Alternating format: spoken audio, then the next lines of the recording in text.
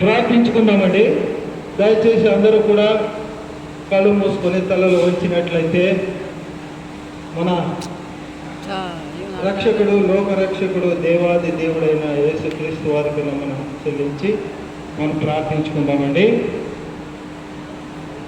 పరిశుద్ధుడు పరిశుద్ధుడు పరిశుద్ధుడు అని పరలోకములో వేల కోట్ల దూతల చేత నిత్య నిరంతరము ఆరాధింపబడుచున్నటువంటి దేవాది దేవ, రాజాది రాజా, యేసు రాజా, సర్వశక్తివంతుడా, సర్వోన్నతుడా, సర్వ అధికారి, సర్వలోకములను మాటను సృష్టించినటువంటి మా మంచి తండ్రి, మా మంచి కాపరి, మా పురాణ ప్రియుడ యేసయ్య, ఈ సాయంకాల సమయంలో నాయన మరొకసారి మీ నామాన్ని కొనియాడి మహింపరిచే భాగ్యం ఇచ్చారు. మీకు స్తోత్రాలు.